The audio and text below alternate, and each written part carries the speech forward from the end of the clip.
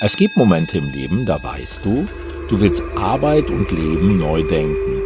Wir sind Alexandra und Jürgen mit unserem Ford Bronco 3 Jahre unterwegs von Köln nach Sydney. Miles Meets Moments ist unsere Reise um die Welt. Wir porträtieren spannende Orte und Unternehmer im Ausland, die zeigen, wie Freiheit, Verantwortung, Erfolg heute zusammengehen. Willkommen bei Miles Meets Moments. Ja, herzlich willkommen, liebe Zuhörer und Zuschauer hier auf YouTube zu einer ganz besonderen Podcast-Folge, auf die wir uns jetzt schon sehr, sehr lange sehr freuen. Wir beide, Alexandra und Jürgen, wir sind gerade auf Weltreise in Marokko unterwegs und nehmen im Rahmen des internationalen Podcastern eine Episode auf. Und der Podcastern, der hat so als Grundlage, dass sich diese Ausgabe heute einer Initiative widmet, die zeigt, wie Wirtschaft und gesellschaftliches Engagement zusammengehen können. Und da begrüße ich ganz herzlich unseren Gast, den Stefan Geister von L'Oréal, sowie Gründer und erster Vorstandsvorsitzender der gemeinnützigen Organisation Vereinity e.V. Ja, Alexandra, lieber Jürgen, danke, dass ich dabei sein darf. Ich freue mich wahnsinnig, euch in der Ferne hier zu sehen und dabei sein zu dürfen. Super, ja, Stefan, wo erreichen wir dich denn heute gerade? Ja, ich sitze in Düsseldorf. Ich beende gerade so meinen Arbeitstag und sitze noch bei uns im Office, damit das funktioniert. Also ich sitze im L'Oréal Head Office in Düsseldorf. Okay, du bist ja schon seit vielen Jahren international in verschiedensten Rollen tätig. Und was hat dich denn dazu persönlich gebracht, dich auch gesellschaftlich zu engagieren? Ja, ich glaube, gesellschaftliches Engagement, das war schon was mich sehr, sehr früh umgetrieben hat. Als Teenager, würde ich sagen, war es immer so mein Wunsch, mich politisch zu engagieren, vielleicht in Parteien zu gehen und was für die Gesellschaft zu tun. Dazu ist es dann auch mal irgendwie kurz gekommen, aber so richtig konnte ich mit Parteien wenig anfangen. Und dann habe ich in wirklich in 4 Unternehmen gearbeitet, auch durchaus multinationalen Unternehmen, und bin sehr viel durch die Welt gekommen und habe sehr viel gelernt, habe sehr viel von anderen Kulturen gelernt, von anderen Ländern, und habe gesehen, immer wenn ich zurückgekommen bin, auch nach Deutschland, dass gesellschaftliches Engagement auch in diesem Land sehr wichtig ist. In Afrika, als ich dort gearbeitet habe, ich mich sehr stark eingesetzt für Menschen, denen es vielleicht nicht so gut geht, für Kinder, denen es nicht so gut geht, mit unterschiedlichen Initiativen, die auch das Unternehmen mit bereitgestellt hat. Und hier in Deutschland zurück habe ich die Situation erlebt, vor 10 Jahren, als ich zurückkam und sah, wie diese Gesellschaft immer mehr auseinanderdriftete, wie es immer mehr zur Spaltung kommt, zu entmenschlichenden Verhalten, muss man mittlerweile sagen, und auch entmenschlichen Narrativen, dass man unbedingt was tun muss, und nichts tun ist für mich keine Option. Jetzt war es so, in Unternehmen, wie dem Unternehmen L'Oréal, macht man schon eine ganze Menge, erstmal für zum Beispiel Menschenrechte im Unternehmen, aber auch nach außen. Aber das war für mich nicht genug, und deshalb auch das Engagement mit Vereinity. Ja, absolut. Wie ist denn so die Idee zu Vereinity überhaupt entstanden? Ist ja auch ein ganz interessanter Name. Ja, also die Idee entstand vor circa 1,5 Jahren, als ich eben reflektierte über das, wie ich die letzten 10 Jahre erlebt habe, dass diese Gesellschaft sich weiter spaltet und weiter auseinanderdriftet. Und ich habe gesagt, da kann ich nicht tatenlos zusehen. Ich habe nie gedacht, dass in Deutschland das nochmal passiert, was wir in den letzten 10 Jahren erleben. Die Radikalisierung, eine Demokratiefeindlichkeit war für mich undenkbar. Und ich habe darüber viel geschrieben, immer auf LinkedIn, und ich habe gedacht, das reicht eigentlich nicht aus. Wir müssen ins Handeln kommen. Und im Unternehmen machen wir sehr, sehr viel für unsere Mitarbeitenden. Wir machen auch viel nach außen, aber gerade das reicht nicht aus. Wir müssen noch eine stärkere Wirkung nach außen haben. Das war meine große Idee. Ja. Und dann habe ich die Vereine entdeckt, also einfach die Sportvereine, und habe erstmal gesagt, ich bin selber bekennender und ganz heißblütiger Arminia Bielefeld-Fan, weil ich aus Ostwestfalen komme. Und ich wusste, dieser Verein hat sich vor vielen Jahren auf den Weg gemacht mit einer neuen Satzung, mit neuen Strukturen, in einer eigenen Abteilung für Fußball, Kultur und Soziales, sich gesellschaftlich zu engagieren, ganz stark zu engagieren für Vielfalt, für Inklusion, für Gerechtigkeit, für Menschenrechte. Und dann habe ich gedacht, Mensch, wie ist das denn bei anderen Vereinen? Und wie viel gibt es davon überhaupt? Und habe festgestellt, es gibt 86.000 Sportvereine in Deutschland, fast ein Drittel der Bevölkerung ist Mitglied eines Vereins circa. Und dann habe ich mir dort mal angeschaut, wie sieht es denn bei denen aus, und habe gesehen, da scheitert schon an Satzungen und Strukturen, oft noch sehr funktional, und diese Dinge sind einfach nicht da. Ja. Dann habe ich gesagt, ja. was da so ein Verein kann, wie die Arminia, und ich habe natürlich auch ein paar andere Vereine gesehen, die schon gut waren, kann man das denn auch in der Breite umsetzen? Ist das wirklich in der Breite umsetzbar und damit ein großer gesellschaftlicher Hebel? Und habe es mir einfach beim eigenen Tennisverein, bei dem ich nur Mitglied war, habe ich es angesprochen, habe gesagt, wollen wir nicht mal das Thema Haltung nach vorne bringen? Wollen wir nicht aber auch uns zukunftsfähig machen bei einer extrem verändernden Demografie für unseren Verein? Und das ist auf Zustimmung gestoßen. Hat gesagt, okay, Stefan, dann mach mal. Wir haben eine Satzungsgruppe gegründet. Wir haben unsere Satzung angepasst, wir haben unsere Strukturen angepasst. Mittlerweile heißt die ehemalige Satzungsgruppe Vereinsentwicklungsgruppe, und wir entwickeln den Verein zu einem Ort, wo es um Zusammenhalt und Zugehörigkeit geht. Ja, aus dieser Idee total spannend an. Und aus dieser Idee ist geschenkt, jetzt müssen wir breit gehen. Ja, genau. Und dann kam Vereinity, und der Name sagt, Jürgen, Verein, also es geht um den Verein, es geht bei uns insbesondere um den Sportverein, und dann steht das IT hinten dran, das kommt von Unity. Also wirklich die Vereinigung von Menschen und Vereinigung des Zugehörigen. Und auch das Miteinander, ne? Genau. Was war denn jetzt neben der Geschichte mit Arminia Bielefeld ein echter Moment oder Auslöser? Hast du noch so einen Schlüsselmoment im Kopf, wo du sagst, eigentlich hat es da Klick gemacht und ist dann praktisch mit dem, nennen wir es mal, Case Arminia Bielefeld gestartet? Ja, also ich meine, ich lebe in einer sehr diversen Familie. Meine Frau ist Niederländerin, damit Migrantin. Meine Kinder haben schwarze Hautfarbe und sind von uns als Babys adoptiert worden. Sie sind heute 21 und 22. Und wenn man die letzten 10 Jahre betrachtet, dann mache ich mir einfach auch Sorgen um diese Familie, ob diese Familie in diesem Land leben kann, länger leben kann. Und das war sicherlich eine weitere wichtige Motivation. Und in der Zeit gab es aber nochmal eine Verstärkung, wo irgendwann mein Sohn zu mir kam und mir sagte, Papa, ich fühle mich nicht mehr zugehörig in diesem Land. Aufgrund unterschiedlicher Dinge, die passiert sind, Alltagsrassismus, Mikroaggressionen und leider auch Racial Profiling durch die Bundespolizei. Ja, grauenhaft. Das ist wirklich etwas, wir haben schon mal drüber gesprochen, was mich tief schockiert hat, dass das in unserem Land überhaupt möglich ist, und dass du das am eigenen Leib natürlich erleben musst als Leistungsträger unserer Gesellschaft, ist umso bedenklicher, weil es ja viel oder oft so scheint, das hat alles mit unteren Schichten oder anderen komischen Sachen zu tun. Aber bei dir liegen alle Karten auf dem Tisch und du kriegst es mit der vollen Breitseite ab, und dein Sohn ist ja auch gar kein Unbekannter, der ist ja auch sehr, sehr aktiv so im Netz und so. Und das ist ja grauenhaft, sowas zu hören. Ne, hat mich wirklich geschockt, als du mir das mal erzählt hattest. Ne? Jürgen, vielleicht muss ich eins sagen, also du sagst so die volle Breitseite. Es ist sicherlich so, dass ich als Vater Schmerz verspüre, wenn ich sowas höre. Grundsätzlich ist das aber überhaupt nicht vergleichbar mit den Schmerzen, die Menschen haben, denen das alltäglich passiert. Und darunter ist auch mein Sohn und meine Tochter, die aber grundsätzlich auch noch andere Privilegien haben, dass es denen noch relativ gut geht. Aber ich mache mir extreme Sorgen um die vielen, vielen Menschen, die sich vielleicht auch nicht so wehren können, die eben wie auch immer migrantisch gelesen werden, die in andere marginalisierte Gruppen gesteckt werden und die eben mittlerweile massiven Angriffen ausgesetzt sind und auch Diskriminierung. Ich glaube, da ist der wirkliche Schmerz. Diesen Schmerz, den kann man nicht selber spüren, den kann man nur erahnen. Und wenn man sich mit dem Thema auseinandersetzt, kann man versuchen, über Empathie ein bisschen näher an das Thema zu kommen. Nichtsdestotrotz ist es wichtig, dass sich jeder mit dem Thema auseinandersetzt und dafür auch einsetzt und vor allen Dingen zuhört, was diese Menschen einem erzählen und was sie für Erlebnisse haben, die für uns unglaublich sind und unfassbar sind. Und was ich da auch noch gerne ergänzen möchte, vielleicht siehst du das ja ähnlich, du oder ihr habt wenigstens noch die Möglichkeit, euch zu wehren.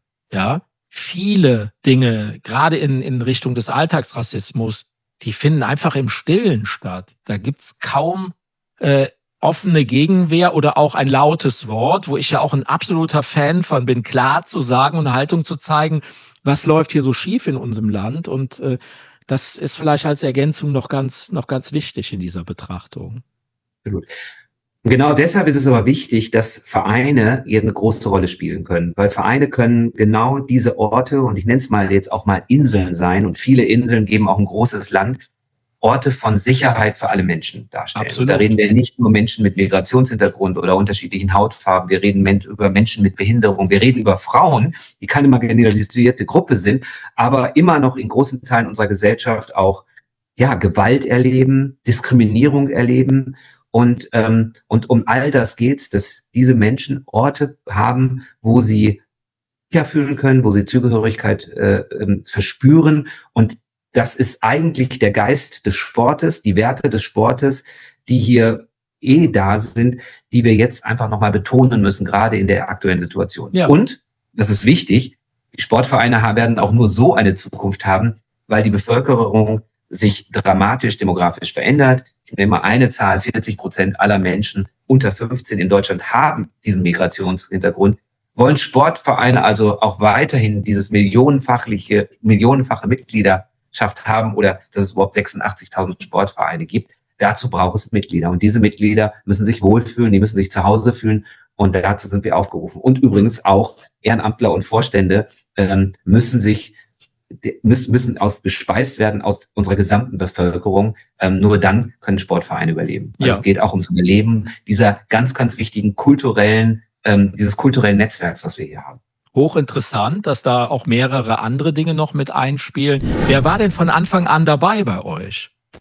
Ja, also die Idee habe ich mal dann auf LinkedIn gepostet, und dann gab es gleich Bekannte wie Simon Usifo, der sich sofort gemeldet hat, er wäre dabei, aber allen voran unser Vize-Vorstandsvorsitzender Thomas Killer, den ich damals eigentlich noch nicht kannte, und der einfach bei LinkedIn gesagt hat, ich wäre gern dabei. Und das waren so die ersten beiden, und dann haben wir uns quasi konspirativ mal getroffen und haben so angefangen, so ein Gerüst zu bauen. Als erstes wollten wir noch eine Bewegung starten, und dann hatten wir irgendwann die Möglichkeit, im Bundeskanzleramt mal kurz vorzusprechen und dort mit einer Staatssekretärin zu sprechen über unsere Idee. Und dann die hat gesagt, also super, und ihr braucht aber vielleicht auch Zuschüsse, ihr braucht eine Gemeinnützigkeit, gründet einen Verein, und so kommt es zustande. Also die beiden waren sicherlich ganz vorne dabei, Thomas und auch der Simon. Super, dann kommen wir jetzt mal so ein bisschen konkreter auf die Idee, was genau hinter der Initiative überhaupt steckt. Was möchte denn Vereinity grundsätzlich da verändern? Also wo ist da euer Ansatz? Du hast ja schon viel erzählt, aber vielleicht kannst du uns da noch ein bisschen mehr konkret was. Es gibt ja sehr, sehr viele Initiativen, um Demokratie, Werte in die Gesellschaft zu bringen, auch im Sport bereits. Also sehr viele tolle NGOs, die sich hier mit Schulungskonzepten auch an die Vereine wenden und das auch umsetzen. Was aus meiner Sicht wirklich fehlte, war das Thema, die wehrhafte Basis zu schaffen, die wehrhafte Basis für Werte. Und da geht es an der Satzung nicht vorbei und an den Strukturen nicht vorbei. Das kennen wir aus Unternehmen. Wir haben zum Beispiel bei L'Oreal Human Rights Guidelines, die uns auch den Kompass geben und auch die Richtlinien geben, Ethik-Guidelines und so weiter. Und das habe ich eben gesehen, dass es bereits an den Satzungen der Vereinen und der Verbände im Übrigen hakt, dass sie sehr funktional sind. Da steht so drin, wie heißt der Verein, was macht der Verein und wie sind denn da die Organe im Verein, also Mitgliederversammlung, Vorstand und vielleicht noch ein Beirat, und wie sind die demokratischen Prozesse. Das ist dort geregelt. Aber die Satzung ist eben auch das Grundgesetz des Vereines. Und wie in unserem Grundgesetz, vor allen Dingen in den ersten Artikeln, wo es um Menschenrechte gehören diese Menschenrechte und diese Werte auch in die Satzung eines Vereins. Das ist ganz, ganz wichtig und ist gefordert. Und das wollen wir voranbringen. Und der zweite wichtige Punkt ist dann auch die Strukturen haben, die wehrhaften Strukturen. Wenn es also zu Verletzungen von Werten kommt, dann spricht man von sogenannter Vereinsschädigung. Und dann muss es aber auch die Prozesse geben und auch die Organe geben, die dann ganz klar wissen, was zu tun ist, ob es Gespräche gibt, ob es Verwarnungen gibt, ob es dann auch einzelne Strafen bis hin zum Ausschluss geben kann. Das ist ganz wichtig, um die Wehrhaftigkeit zu erzeugen. Und deshalb war das unser erster großer Fokus, um das zu tun. So, und der zweite Fokus ist dann auch Bildung und die vielen Bildungsinitiativen zu bündeln. Und der dritte Fokus ist, die ganzen Vereine zusammenzubringen, in den Austausch zu gehen. Und der vierte Fokus, unsere vierte Säule, die dann kommt, ist vor allen Dingen auch mit den Verbänden und auch mit der Politik zusammenzuarbeiten, um die Vereine, die Vielfalt und Inklusion, Chancengerechtigkeit fördern, auch unterstützt werden, vielleicht auch finanziell unterstützt werden. Und dazu braucht es natürlich auch die Politik und auch die Verbände. Wichtig ist vielleicht eins noch, ja, Entschuldigung. Ja, nee, red ruhig zu Ende. Ja, vielleicht eins noch zu sagen. Auf der Reise haben wir natürlich gesehen, dass das, was wir hier tun, überhaupt keine neue Erfindung ist. Also wie sieht eine optimale Satzung aus? Was sollte ich eigentlich tun als Sportverein in Bezug auf demokratische Haltung zeigen? Wie viel darf ich zeigen? Wo gibt es auch Grenzen? Denn es gibt ja die sogenannte häufig die parteipolitische Neutralität bei Sportvereinen und auch bei gemeinnützigen Organisationen. Und all dazu muss man sagen, hat der DOSB absolut vorbildlich vorgearbeitet über Jahre. Das heißt, beim DOSB findet man alles wirklich, ich würde fast sagen, in Perfektion. Man hat sich deutlich auseinandergesetzt mit Sport und Demokratie, Sport und demokratischen Werten, Menschenrechten, aber auch wo der Sport bereits jetzt in Gefahr ist von demokratiefeindlichen Organisationen und hat auch Hilfestellungen entwickelt für die Vereine. Und das geht dann in die Landessportbünde. Aber was eben fehlt, ist die Initialzündung, dass die Vereine es auch anwenden. Und da möchten wir Dinge ausprobieren, wie zum Beispiel jetzt unsere neue KI, die eine Satzung innerhalb weniger Minuten generieren kann und dann dem Verein zur Verfügung stellen kann. Also die bestehende Satzung, sage ich mal, wirklich bereichert um Werte und auch Wehrhaftigkeit. Okay, warum ist denn deiner Meinung nach gerade jetzt der richtige Zeitpunkt, solch eine Initiative überhaupt zu starten?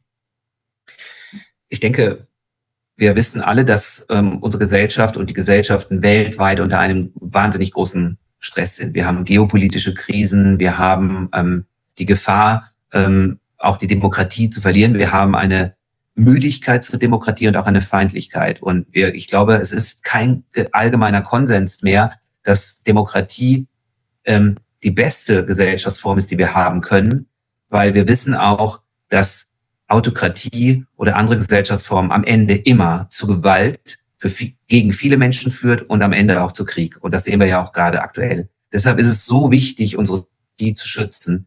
Und an der Stelle, denke ich, ist es jetzt genau die richtige Zeit, denn ich glaube, man braucht nur Nachrichten hören oder in Social Media unterwegs sein und sieht, in welcher nicht so guten Situation unsere Gesellschaften gerade sind. Und das weltweit und aber auch insbesondere in Deutschland. Und was noch hinzukommt, ist ja die wirtschaftlichen Probleme, die dadurch entstehen. Es kann auch nicht im Sinne der Wirtschaft sein, dass man in eine Autokratie abrutscht. Und viele Unternehmen haben ja sich die gesellschaftliche Verantwortung auf die Fahnen geschrieben und stehen auch dafür ein. Was bedeutet das für dich konkret? Ja, Unternehmen, das habe ich ja von Anfang an schon gesagt, haben ja ihre Ethik-Guidelines, haben ja ebenfalls ihre Werte festgelegt. Und diese Werte und diese Ethik-Guidelines, bei uns sind es sogar Human Rights Guidelines für die Mitarbeiter, die gilt es natürlich mit Leben zu erfüllen und zu wecken. Und indem ich das tue und für viele in meinem Unternehmen tue, schaffe ich ja auch Rahmenbedingungen, in denen sich Menschen sehr, sehr wohlfühlen und die dann diese positiven Erfahrungen auch nach außen in die Gesellschaft tragen. Und indem ich das natürlich auch nach außen zeige und nach außen kommuniziere, für was ich stehe, dass ich für Vielfalt, für Inklusion und Chancengerechtigkeit stehe, indem ich soziales Engagement zeige mit NGOs, die sich für diese Themen einsetzen, zum Beispiel gegen Gewalt an Frauen, gegen auch Femizide, gegen Belästigung von Frauen, was wir sehr viel tun, oder aber auch für die Bildung von Frauen und Mädchen, setze ich natürlich ein Zeichen und zeige und habe gesellschaftlichen Impact. Und das ist das, was es bedeutet. Unternehmen haben sehr wohl viele Möglichkeiten, das zu tun, und das sollten sie auch tun. Ja, ich bin ja ein totaler Freund von positiven Nachrichten. Siehst du aktuell positive Entwicklungen? Also jetzt in Bezug natürlich auf deine Arbeit bei Vereinity. Absolut, absolut. Also erstens bin ich völlig positiv überrascht, dass wir an jeder Ecke nur Zustimmung bekommen. für das, was wir tun, für das, was wir stehen. Eigentlich ist es selbstverständlich, denn es geht um Menschenrechte, es geht um Jugend- und Kinderschutz, es geht um alle Rechte für marginalisierte Gruppen, es geht um natürlich die Gleichstellung der Geschlechter. Aber in den heutigen Zeiten werden diese Dinge in Frage gestellt und das erleben wir nicht. Und deshalb erlebe ich eine Mehrheit von Menschen, die ganz klar diese Werte und diese Haltung hat. Und ich habe so das Gefühl, diese Mehrheit wird auch Schritt für Schritt lauter. Und das ist sehr, sehr wichtig.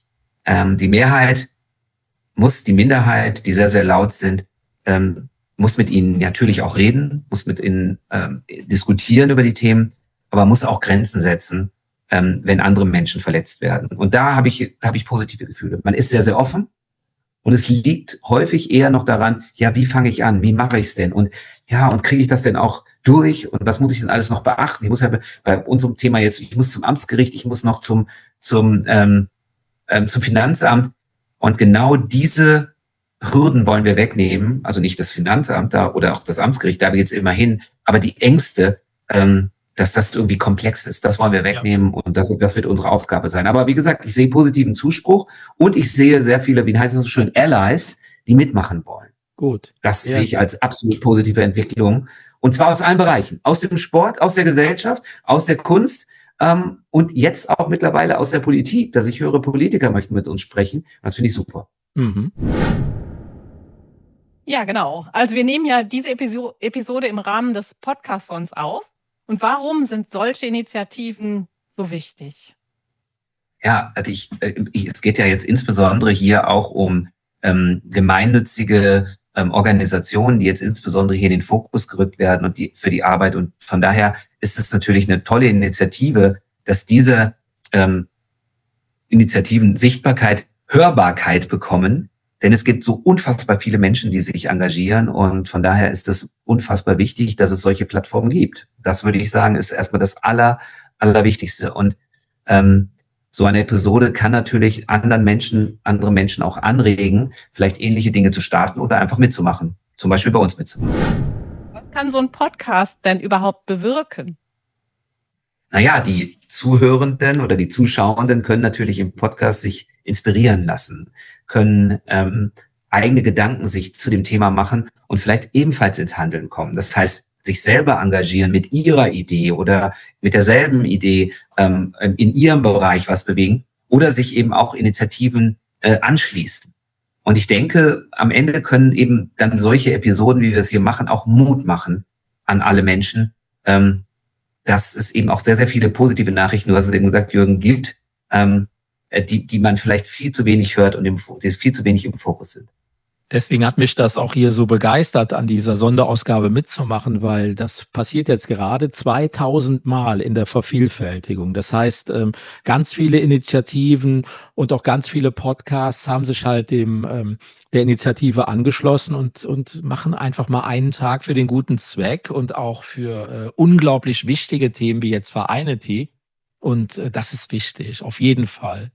Darüber hinaus würde mich halt noch interessieren, was so deine Wünsche sind im Hinblick auf Vereinity e.V., was die Entwicklung angeht. Ja, also der erste große Wunsch ist, dass wir einen Boom sehen möchten. Einen Boom von Satzung und neuen Satzungen, modernen Satzungen, wertebasierten und wehrhaften Satzungen in ganz Deutschland. Und das erstmal bei Sportvereinen. Das wird unser Fokus bleiben. Und der Boom, der macht sich dann, den würde man erkennen, dass bei den Amtsgerichten in den Amtsstuben quasi sich die Satzungsanträge stapeln und irgendwer sagt, mein Gott, ein unerklärlicher Boom ist da. Das wäre ein Bild von Aufstand von Demokraten für die Demokratie, denn ein Verein, ein Mitglied, eine Stimme, jeder kann Vorstand, jeder kann Chef werden, ist die Basisdemokratie schlechthin. Und das wäre der erste große Wunsch. Und da sind wir dabei, in unterschiedlichen Modellen zu versuchen, diesen Boom zu erzeugen. Aber genau diesen Boom, um den Boom geht es. Das wäre mein erster Wunsch, um uns dann unserer zweiten Säule noch weiter zu widmen. Denn dann ist ja erstmal nur alles niedergeschrieben und ich habe sehr viel über Wissen und Bildung gesprochen. Dann wäre meine zweite Säule sehr, sehr wichtig, Bildung. Wertebildung, Demokratiebildung, Anti-Homofeindlichkeit Bildung, bis hin zu Dingen wie auch nochmal Erinnerungskultur, sehr, sehr wichtig. da mich noch stärker zu engagieren. Nochmal, da gibt es schon sehr, sehr viele Angebote und diese Angebote würde ich gerne mehr in die Sichtbarkeit rücken. Das wäre so eine Aufgabe vom Vereinity. Wir haben selber ein Wertecamp schon entwickelt, aber es gibt viele andere Angebote, die vielleicht noch lauter in die Sichtbarkeit gehören und das würde ich gerne unterstützen. So eine Art Plattform, wo sich Vereine dann bedienen können, um ein Bildungsort zu werden. Und dann wird eben auch aus Vereinity zusätzlich auch noch eine Plattform, die Bildungsinitiativen unterstützt. Das wäre der zweite wichtige Punkt. Und Plattform, du hast es schon gesagt, das ist natürlich das dritte, dass sich Vereine untereinander austauschen. Ja, und damit das alles schnell geht und geboostet wird, hoffe ich einfach auf die vielen Sportverbände, die wir haben, die Fachverbände, aber auch die Landessportverbände, bis hin zur Politik, dass sie Demokratie in Vereinen explizit fördert, damit dieser Prozess wirklich richtig Fahrt aufnimmt. Und wenn wir dann in 5 Jahren wieder da sind von unserer Weltreise, wo ist so dein Big Picture? Wo steht Vereinity dann? Ja, Vereinity steht dann eben, und wir haben uns irgendwie, glaube ich, vielleicht in unser Büro so ein Poster hingehängt oder so eine Nachricht, unerwartbarer Satzungsbogen oder so ähnlich in den Amtsgerichten. Das würde ich gerne dort haben. Das ist in 5 Jahren wirklich ein tolles Ziel. Dann haben wir lange noch nicht alle 86.000 Vereine erreicht. Aber dass wir uns dann schon um dieses zweite Thema, was ich gesagt habe, Bildung und Ausbildung kümmern können. Ja. Und auch Beratung. Wie setze ich denn die Dinge um? Also, aber der erste Schritt muss gemacht werden vor dem zweiten. Davon bin ich überzeugt. Und ich hoffe, dass wir mit diesem ersten Schritt ein richtig großes Stück weit gekommen sind in 5 Jahren, wenn ihr wieder zurück nach Europa kommt. Wie können wir denn da helfen? Ich meine, wenn du von Boosten sprichst, dann hast du natürlich auch wahrscheinlich Bedarf, dass sich mehr Menschen und mehr Organisationen an Vereinity praktisch beteiligen oder sogar ein Teil davon werden. Wie ist das möglich? Ja, also erstmal kommt es darauf an, dass viele Leute ihre Satzungen verändern. Das geht ganz einfach unter vereinity.de. Dort bin ich auf unserer Webseite und da gibt's jetzt den sogenannten Satzungschecker. Ich beantworte 5 Fragen, lade meine Satzung hoch und bekomme dann eine Auswertung und einen ersten Vorschlag. Und damit könnte ich schon losrennen oder nochmal kurz eine Rückfrage an uns, mail@vereinity.de. Dort erreicht man uns und dort kann man natürlich auch Fragen beantworten.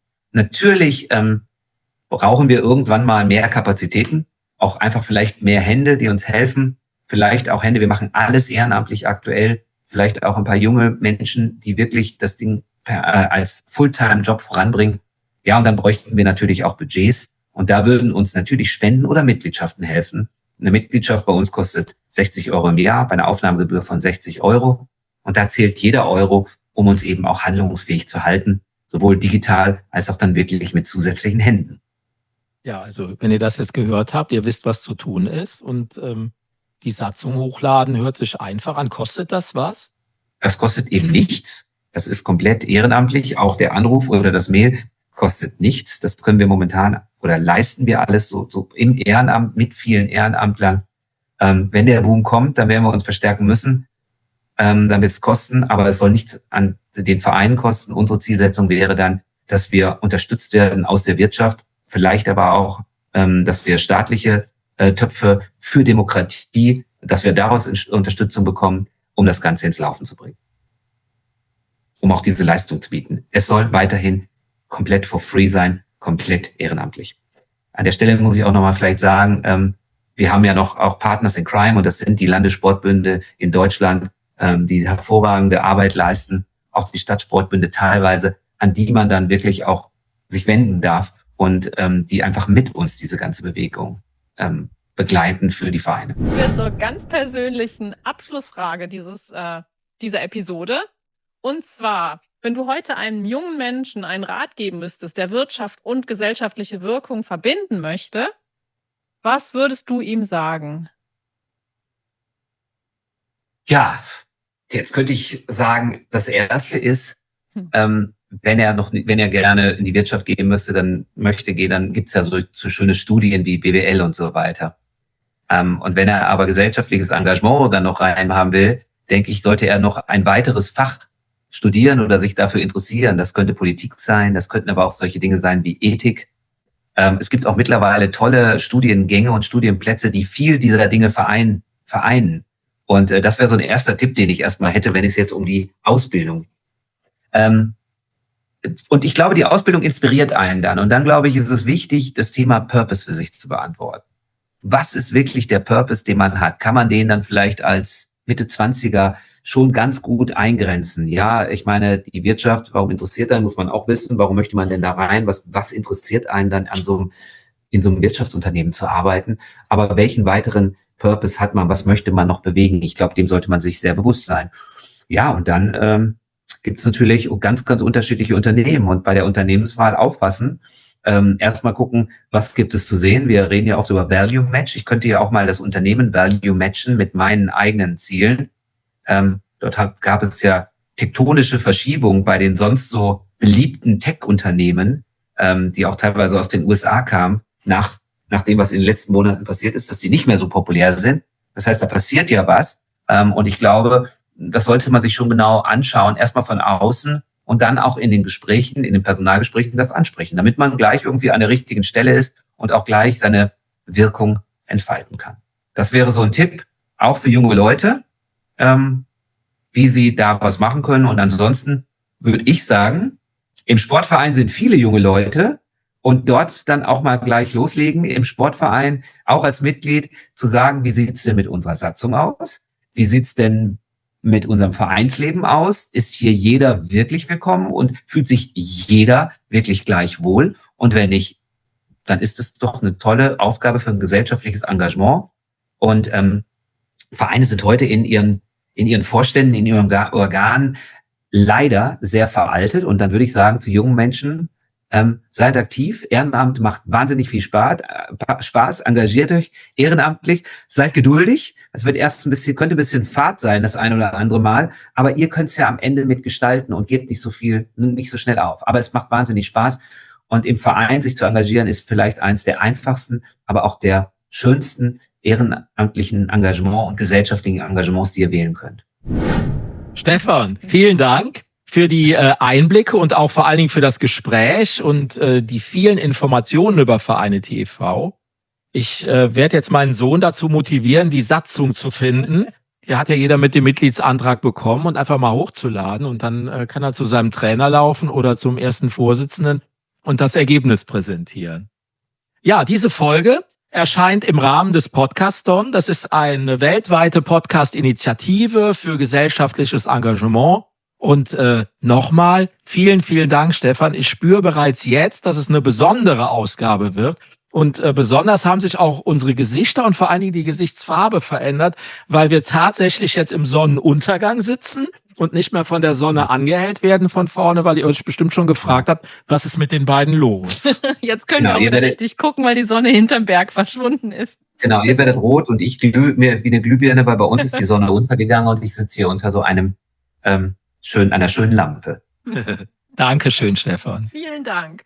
Danke euch, hat viel Spaß gemacht. Uns auch, danke.